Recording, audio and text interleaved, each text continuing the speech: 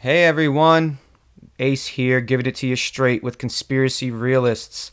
Today we're going to go through another War Nurse thread, this time on crimes against humanity. We're going to get into how the UN Charter was signed, crimes against humanity, military tribunals, what they all look like, how they're all set up, and then a little more on recent crimes against humanity cases in Rwanda, along with the former Yugoslavia. So let's get into it. Warner starts off by showing us two Q drops that were pertinent to what she was talking about. And the first Q drop we're going to look at was 2576. And it was from Samantha Power when she was talking about crimes against humanity on December 10th, 2018. And she said that, and Q said, "Those with the most to lose are the loudest. Those who knowingly broke the law in a coordinated effort, treason and kill brackets, are the most vocal. Crimes against humanity." She also highlighted another Q drop, number 2871, talking about they will be charged with sedition, treason, and crimes against humanity. An anonymous poster asked Q, "DeGenova says sedition, not treason. Is that delineation accurate on those who were involved to frame Trump and the American people? Please advise. Please advise." And Q responds with sedition, treason, crimes against humanity. So going back, she highlights basically the definition of crimes against humanity, which is enforced disappearance of persons, imprisonment, enslavement, torture, sexual violence, murder, extermination, deportation, or forcible transfer of population, persecution against an identifiable group, the crime of apartheid, and other inhumane acts of similar character. Then she goes into the definition of what are crimes against humanity, and I have that over here. She highlighted an article from Trial International, which basically helps victims to get their voice heard by bringing their cases before domestic courts, as well as before a regional and international human rights mechanism like the United Nations Human Rights Committee and the European Court of Human Rights. And crimes against humanity refer to specific crimes committed in the context of a large-scale attack targeting civilians, regardless of their nationality. These crimes include murder, torture, sexual violence, enslavement, persecution, enforced disappearance, etc. Crimes against humanity have often been committed as part of state policies, but they can also be perpetuated by non-state armed groups or paramilitary forces. Unlike war crimes, crime against humanity can also be committed in peacetime, and contrary to genocide, they are not necessarily committed against a specific national, ethnical, racial, or religious group. And under international law, crimes against humanity appeared for the first time in a treaty in the 1945 Nuremberg Charter at the end of the Second World War. And so, going back to her thread, that's when she starts to get into the Nuremberg Charter, which is what I also brought up, and I wanted to talk a little bit about some of the main points in that. In the Constitution of International Military Tribunal, there are 30 articles that were created during the United Nations Charter during the Nuremberg Trials after World War II in 1945. I want to go through a couple of them because I find them to be important moving forward as we continue to research and look into what's happening with crimes against humanity, especially with the children, especially with human trafficking. And we're going to find out as time goes on, all of the crimes against humanity that were happening in the deep underground military bases, also known as DUMBs. There are over 147 of them across the entire world, built in the last 30 or 40 years, all on the American CIA black budget that they were able to gain through human trafficking, gun running, all of the in military-industrial war complex, all the drugs. They've spent hundreds of trillions of dollars on these deep underground military bases that don't have the same jurisdiction and the same rules of law that we do here in the United States and in general in the entire world. So I just want to get into a little bit of what these military tribunals we keep hearing about, how they're set up, what they're all about, how they work, and I think it's pertinent moving forward because with Guantanamo Bay being expanded, the base down there, and with 186,000 sealed indictments, many of them with crimes against humanity. This is pertinent to today. So the first article just discusses kind of where it came from. In pursuance of the agreement signed on the 8th day of August 1945 by the government of the United States of America, the Provisional Government of the French Republic, the Government of the United Kingdom of Great Britain and Northern Ireland, and the Government of the United Soviet Socialist Republics, there shall be established an international military tribunal hereinafter called the Tribunal for the just and prompt trial and punishment of major war criminals of the European Axis powers, being the Germans and the Italians, the Japanese, and everyone else working with them during World War II. Article 6 goes into detail of why it decided, basically why the tribunal was established and what they were trying to accomplish. Basically, the tribunal was established in the agreement referred to Article 1 being that agreement up here of the agreement signed on 8th day of August 1945. And this was to punish the major war criminals of the European Axis powers. And any of those acting in the interest of the European Axis powers, or any of the individuals or organizations that were helping the Nazis do what they were doing. The following acts, or any of them, are crimes coming within the jurisdiction of the tribunal for which there shall be individual responsibility. And the first one is the Section A of Article 6 is crimes against peace, namely planning, preparation, initiation, or waging of war of aggression, or a war in violation of international treaties, agreements, or assurances, or participation in common plan or conspiracy for the accomplishment of any of the foregoing. Part B is war crimes, namely violations of the laws or customs of war. Such violations shall include, but not be limited to, murder, ill treatment, or deportation to slave labor, or for any other purpose of civilian population of or in occupied territory, murder or ill treatment of prisoners of war or persons in the air, seas, killing of hostages, plunder of public or private property, wanton destruction of cities, towns, or villages, or devastation not justified by military necessity. And then finally, what we're interested in is the crimes against humanity, which is namely murder, extermination, enslavement, deportation, and other inhumane acts committed against any civilian population before or during the war, or persecutions on political, racial, or religious grounds, in execution of or in connection with any crime within the jurisdiction of the tribunal, whether or not in violation of the domestic law of the country where perpetrator, leaders, organizers, instigators, and accomplices participating in the formulation of or execution of a common plan or conspiracy to commit any of the foregoing crimes are responsible for all acts performed by any persons in execution of such plan. This is very important because there's a lot of crimes against humanity happening right now. I just posted a video yesterday talking about the difference between civil law and a law of military conflict. And with the insurgency happening in the United States and honestly across the entire world right now, all the human trafficking coming out, all the human trafficking busts, there is a lot of war crimes happening right now because we are in a state of war. Like I stated in the past video, we've been at war, at least in the United States, with terrorism. I don't know how you can be at war with terrorism, but we somehow were able to get Congress to sign a war on terrorism that is still active today, and we are still at war with terrorism. So anyone we deem terrorist allows us the ability to use armed forces against them.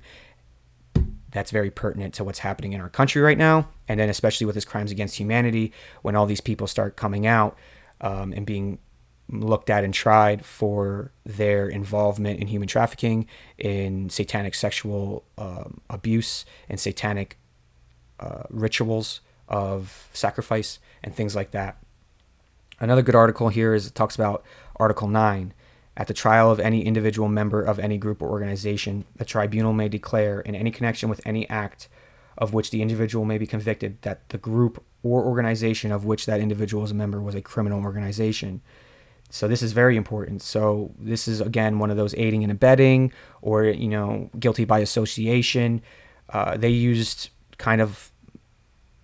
in the indictment over here when talking about the Article 9, this is the indictment of the Nazis and the Nazi parties and all the organizations. And if you look down here, these are any of the members of the following groups that belong to, the Reich Cabinet, the leadership corps of the Nazi Party, the SS, the Gestapo, the SA, German staff, high command, German armed forces, all of those people that aren't named here that were part of those organizations were looked at to be those who perpetuated crimes against humanity because they were part of the organizations doing it. And so another great article to look into is Article 14, which is in Section 3, Committee for the Investigation and Prosecution of Major War Criminals. The reason this is important is because now we're getting into the prosecution of the war criminals. So we're getting into the actual legalese and the process of how they go about it. Article 14 kind of explains the indictment process, which I referred to in the last video and I have so far here. The indictment process, in order for a prosecutor to get a sealed indictment, like the 186,000 that are on the docket right now, it takes a huge amount of work, and you have to have an airtight case that you have to prosecute the case without that person being there in front of a jury, and then they have to say that you have the evidence to be able to go forth with it. And in a given year, we have 1,500 on a docket. This year, we have 186,000. Over the last 3 years, they've just been climbing. And what we're seeing is we're going to be starting to see these military tribunals being, well, we're not going to see it. I mean, they're going to be doing that in secret. It's already been going on in secret, allegedly, again. But as of right now, I kind of just want to get an idea of how it works because it's so important and so pertinent to what's happening today.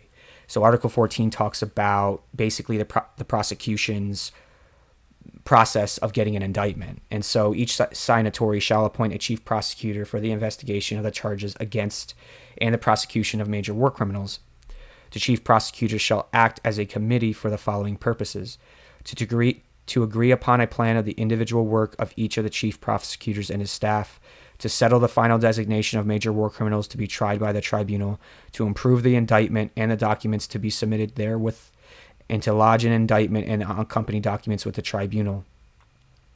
So, and then they to draw up and recommend to the tribunal for its approval draft of rules and procedures. So I guess every tribunal goes through this process of coming up with their rules of procedures and everything else, but I'm pretty sure most of the time they use this as precedence, this Nuremberg trial tribunal.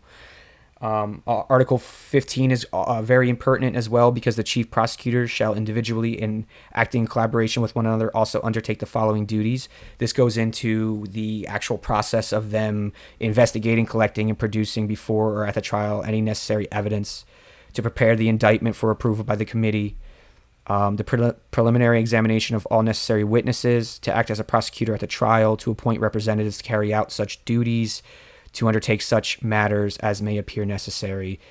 That this basically defines kind of what they go through and what they do beforehand to get the tribunal ready to take on the war criminals. Article 17, which goes into Section 5, talks about the powers of the tribunal and the conduct of the tribunal. And this is kind of the process of how it works. So the tribunal shall have the power to summon a witness to trial and require their attendance and testimony and put questions to them, to interrogate any defendant, to require the production of documents and other evidentiary material, to administer oaths to witnesses, and to appoint officers for carrying out any task designated by the tribunal, including the power to have evidence taken on commission. Article 19 is important. The tribunal shall not be bound by technical rules of evidence. It shall adopt and apply to the greatest possible extent expeditious and non-technical procedure, and shall admit any evidence which it deems to be of probative value. So this doesn't follow the same evidential process that we have here in the United States, where your evidence has to be locked, basically very tight. It can't be circumstantial, it can't be hearsay. But because of the weight of the crimes and the forfeiture of your rights for being a war criminal, you don't share in the same, you don't share in the same niceties as you would have under this court of law.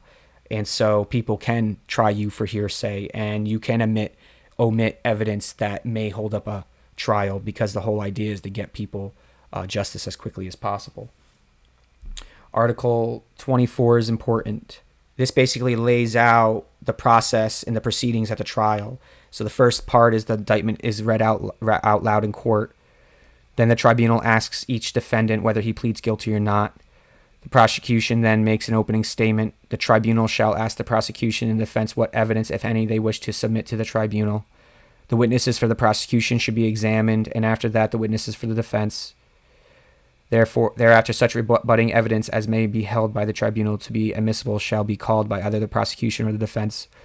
The tribunal may be put any question to any witness and any defendant at any time.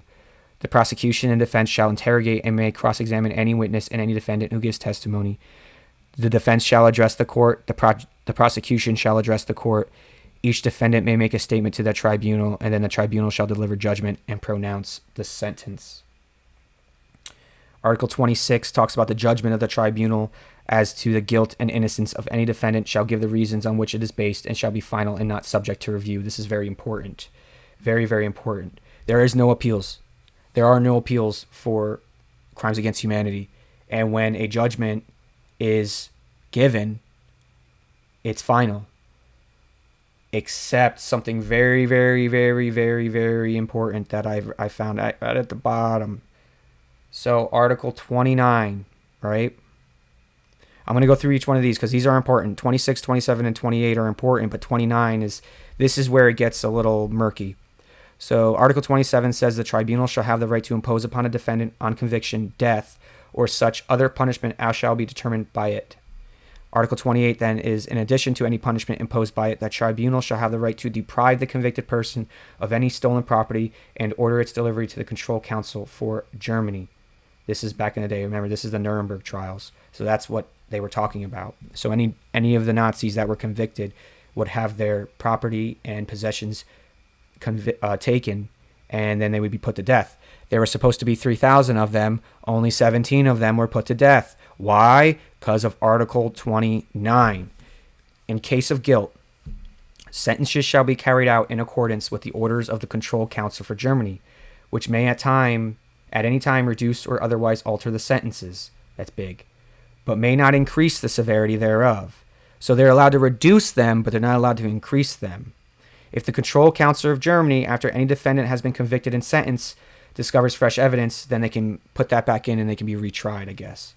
But again, how is this not subject to review in Article 26, but then all of a sudden it can be changed in Article 29 by the Germans?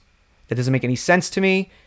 And that's probably exactly how Operation Paperclip probably worked. They were like, well, these guys aren't that bad, so let's bring them into America and the USSR and only take 17, which you find in the indictment. I'm pretty sure these were the names of the people because there aren't any big names here. If you look at the names in this indictment for the Nazis, there are not any big names that we would know of. Not any of the major SS officers, none of the major scientists that were doing all those crazy experiments on the Jews, none of them. They were just a bunch of fall guys, 17 fall men. And none of these people in these organizations were held accountable. They all came to America. They all went to the USSR. And that is why we are here where we are today. So it's ironic that we're going to be using the very thing that got us to this point as precedent moving forward. But I digress. So I just wanted to go through that real quick because it's important to understand the Nuremberg Charter moving forward because that was the precedent used in some of these other crimes against humanity cases. Let's get into the former Yugoslavia and their crimes against humanity case.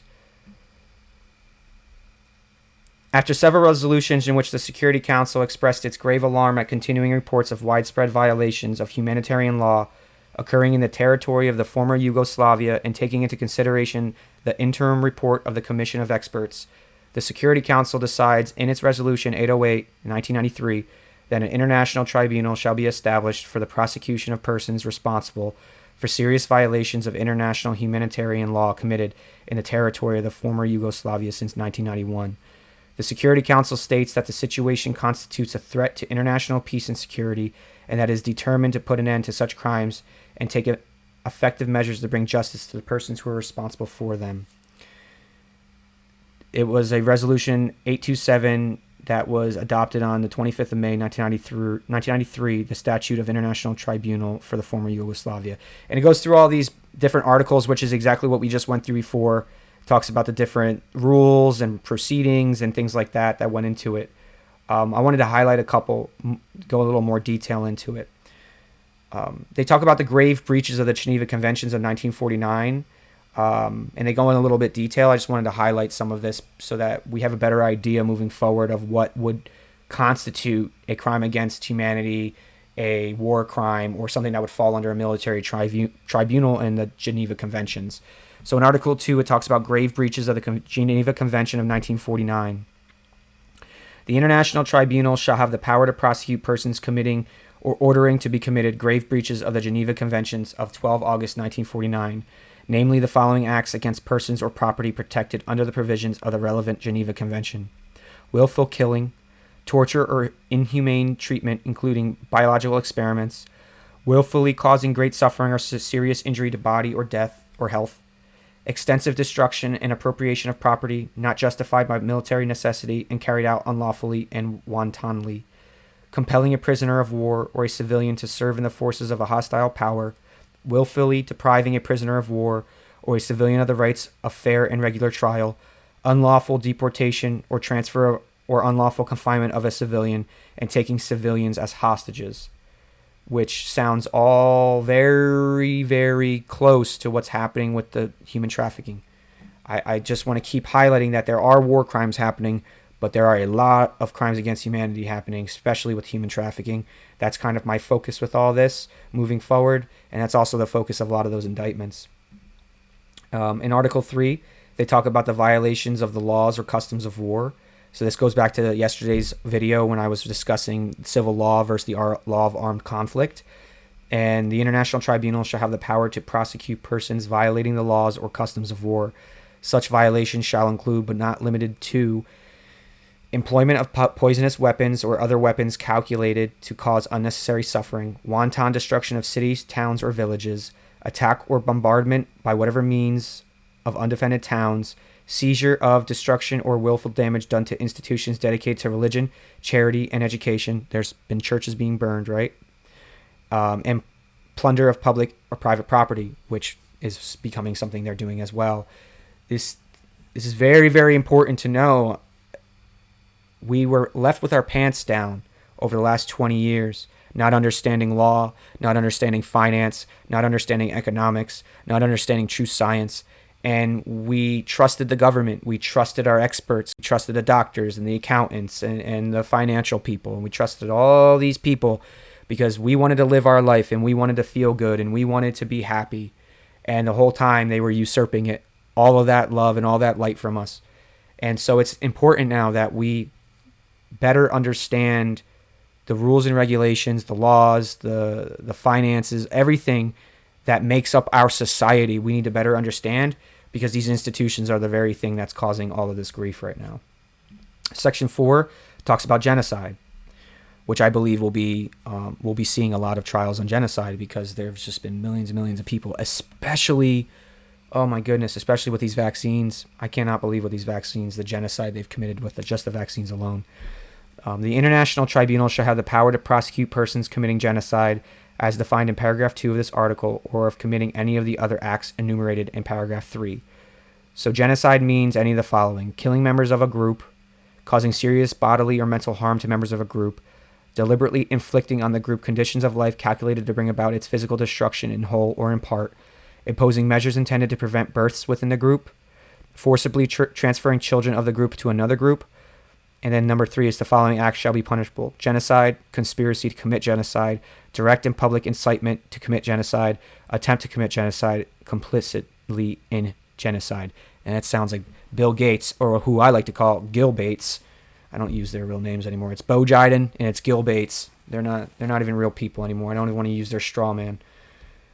Section 5 talks about crimes against humanity and goes a little bit more into what we talked about earlier, which is the murder, extermination, and enslavement, deportation, imprisonment, torture, rape, persecution, or other inhumane acts. I also pulled up this Rome statute that talks about crimes against humanity, military tribunals, and things like that.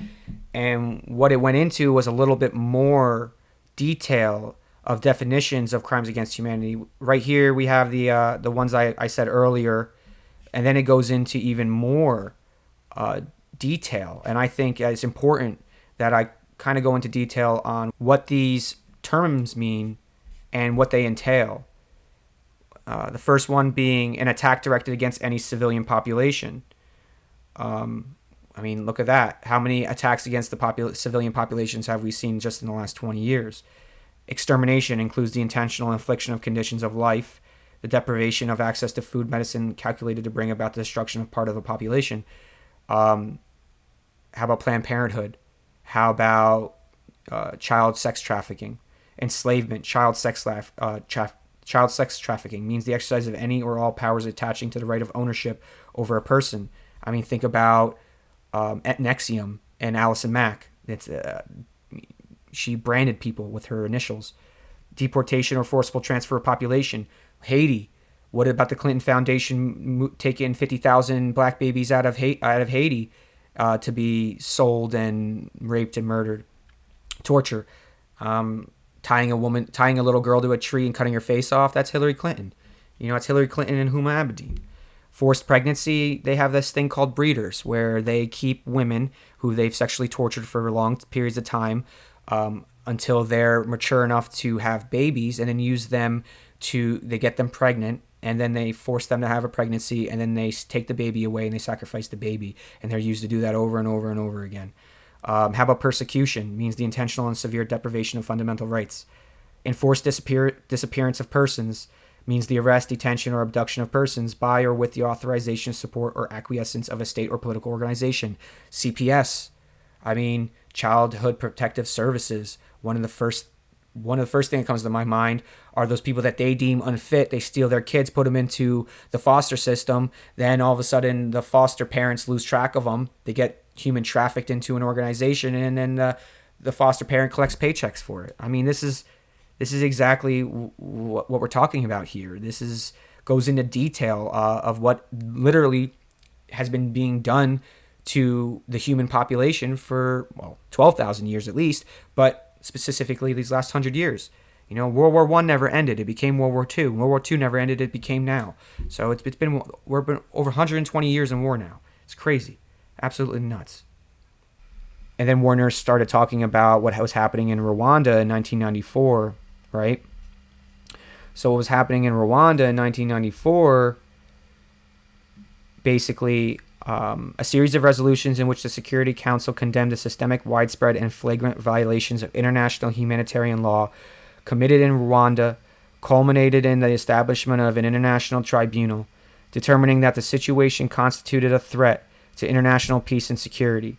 The Security Council stated that it was determined to put an end to such crimes and to take effective measures to bring to justice the persons who were responsible for them. Security Council further stated that in the particular circumstances of Rwanda, it was convinced that the establishment of an international tribunal would enable this aim to be achieved and would contribute to the process of national reconciliation and to the restoration and maintenance of peace. This tribunal was established for the sole purpose of prosecuting persons responsible for genocide and other violations of international humanitarian law committed in the territory of Rwanda and Rwandan citizens. This is just one country in Africa. How many countries in Africa have had crimes against humanity committed against them? How many countries in Africa have had genocide committed against them? What about Syria? What about Iraq? What about Afghanistan? The list goes on and on and on. This is 70 years now. 70 years of all these great words and all these great things being set up for us to get the justice we deserve, and then it never actually happens. I'm thinking it's going to change. I'm very excited, though. Very, very excited. Going back to, she then talks about the principle of universal jurisdiction, which goes back to that trial international article. And the principle of universal jurisdiction means that there is no point on planet Earth that you can get away with committing crimes against humanity, genocide, and other inhumane acts. There is universal jurisdiction. And I'm pretty sure it's not just on Earth. I'm pretty sure when we start doing space operations, though we really are, but allegedly that's a conspiracy theory. But in reality, when we start doing our missions to the moon, missions to Mars, missions to asteroid belt, all that stuff, though the laws will follow us. because this isn't just law of earth. This is the universal law that every being is sovereign, and every being deserves the chance to live a life that they deem fit for themselves, as long as they're not infringing on other people's rights. I believe that. I believe it's universal law. I truly do. This is very interesting. She went into how basically the UN was started. So she got into these different pictures. U.S. President Harry S. Truman is greeted at the San Francisco airport by Edward R. Stenitis Jr. and Senator Tom Connally, members of the United States delegation. This delegation was met in San Francisco and was signed into effect. The United Nations Charter was signed into effect on June 26, 1945 in San Francisco, California. Edward R. Stenitis Jr., the U.S. Secretary of State and chairman of the U.S. delegation, addresses the 16th plenary session on June 26, 1945. And in this picture, Secretary of State James Burns looks on as President Harry Truman signs the United Nations Charter on August 8, 1945, which established a Charter of International Military Tribunal, which became the precedent and foundation, we went through this already, which became the precedents and foundation of the Nuremberg Trials that happened in the beginning. Before I close this out, I wanted to go through two other links that I found that were pertinent to kind of wrapping this story up, telling the story of basically military tribunals, the United Nations, how it was started, how it was charted, and what led to the Nuremberg Trials, and then what led to our international courts on military tribunals. So we just looked at on June 26, 1945, the United Nations Charter was signed in San Francisco, California. It was at the conclusion of the United Nations Conference on the International Organization and came into force on 24 October 1945. That statute of International Court of Justice is an integral part of the Charter.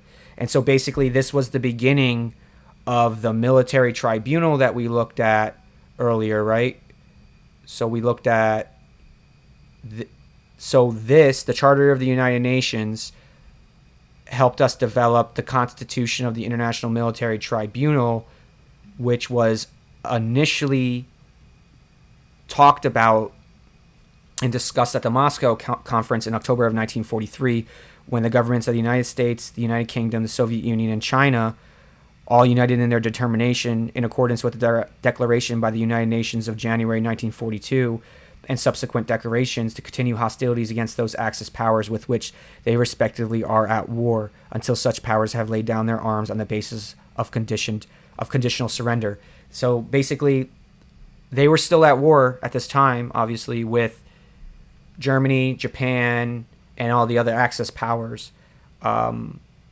They had come together, these four countries had come together to jointly declare that their united action pledged for the prosecution of the war against their respective enemies will be continued for the organization and maintenance of peace and security. So they came together and were like, this is crazy. We need to work together. We need to take out the Axis threat, and we need to reestablish peace, because whatever's happening it's too much. They started going into talking about Italy, because remember, Italy was a huge force for Germany. And even Russia was a part of the Axis powers in the beginning. Don't forget about that, before Germany turned on them. So Italy, with Mussolini, they were being forced to fight the war for him. They were being forced into service. And so they broke down kind of what was going on with Italy, that the foreign secretaries of the United States, the United Kingdom, and the Soviet Union have established that their three governments are in complete agreement that the Allied policy toward Italy must be based upon the fundamental principle that fascism and all its evil influence and configuration shall be completely destroyed, and that the Italian people shall be given every opportunity to establish governmental and other institutions based on democratic principles. Which is ironic, because you have Italy, and then you have Rome right next to it, and then you have the Vatican, and the Vatican's controlled everything from the beginning. The Vatican wasn't burned. The Vatican wasn't ransacked during all of this. The Vatican wasn't bombed. Why? Why was the Vatican the only thing standing in Europe after it was all said and done? Oh, that's a conspiracy theorist. Yeah, maybe. So, I'm a conspiracy realist. Okay, so then they started talking about Austria, because Austria was also pulled into the war by Germany, and their people were either forced to fight for them or be killed. And so it talks about that they regard the annexation imposed on Austria by Germany on March 15, 1983 as null and void. They consider themselves as in no way bound by any charges effected in Austria since that date. They declare that they wish to see reestablished a free and independent Austria and thereby to open the way for Austrian people themselves, as well as those neighboring states which will be faced with similar problems, to find the political and economic security which is the only basis for lasting peace. And then, signed by President Roosevelt, Prime Minister Churchill, and Premier Stalin, I wanted to read to you the statement of atrocities because it's really well written, as they were, well written, well spoke.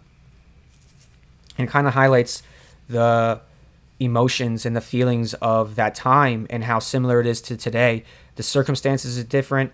Obviously, technology is different. But we are at war, people. Don't get it twisted. We are at war. It's not even a shadow war anymore. And so this is very, very important moving forward. The United Kingdom, the United States, and the Soviet Union have received from many quarters evidence of atrocities, massacres, and cold-blooded mass executions, which are being perpetuated by Hitlerite forces in many of the countries they have overrun, and from which they are now being steadily expelled. The brutalities of Nazi domination are no new thing, and all peoples or territories in their grip have suffered from the worst form of government by terror. What is new is that many of the territories are now being redeemed by the advancing armies of the liberating powers, and that in their desperation the recoiling Hitlerites and Huns are redoubling their ruthless cruelties. This is now evidenced with particular clearness by monstrous crimes on the territory of the Soviet Union, which is being liberated from Hitlerites, and on the French and Italian territory. Accordingly, the aforesaid three Allied powers, speaking in the interest of the 32 United Nations, hereby solemnly declare and give full warning of their declaration as follows. At the time of granting any armistice to any government which may be set up in Germany, those German officers and men and members of the Nazi Party who have been responsible for or have taken a consenting part in the above atrocities, massacres, and executions will be sent back to the countries in which their abominable deeds were done, in order that they may be judged and punished according to the laws of these liberated countries, and of free governments which will be erected therein. Lists will be compiled in all possible detail from all these countries, having regard especially to invaded parts of the Soviet Union, Poland, Czechoslovakia, Yugoslavia, Greece, and Crete, and other islands, to Norway, Denmark, Netherlands, Belgium, Luxembourg, France, and Italy. Thus, Germans who take part in wholesale shooting of Polish officers or in the execution of French, Dutch, Belgian, or Norwegian hostages of Cretan peasants, or who have shared in slaughters inflicted on the people of Poland or in territories of the Soviet Union, which are now being swept clear of the enemy, will know they will be brought back to the scene of their crimes and judged on the spot by the peoples whom they have outraged. Let those who have hitherto not imbrued their hands with innocent blood beware lest they join the ranks of the guilty, for most assuredly the three Allied powers will pursue them to the uttermost ends of the earth and will deliver them to the accusers in order that justice may be done. The above declaration is without prejudice to the case of German criminals whose offenses have no particular geographical localization and who will be punished by joint decision of the government of the Allies. So that's what they were talking about. So this was a very great political statement by President Roosevelt and Churchill, because they were very great orators. They were very amazing at mobilizing people and influencing people to do, quote unquote, the right thing. But even after all that said and done, only 17 Germans got convicted in Nuremberg trials. The rest of them were given new lives, new identities in the United States and USSR, and were allowed to live the American dream after murdering and committing genocide on thousands, if not millions of people. So, let's not get it twisted here. I like to talk about history, but I also like to give the perspective that, we are where we are for a reason, and it's because men like President Roosevelt and Churchill failed us while making us believe that they didn't. So the London Agreement, I want to finish up with just the Nuremberg trial proceedings of the London Agreement, which was on August 8th, 1945. It was an agreement by the government of the United States, the provisional government of the French Republic, the government of the United Kingdom, and the Soviet Union, where it was going to be punishing the major war criminals. And what I wanted to talk about in this was just these parts right here.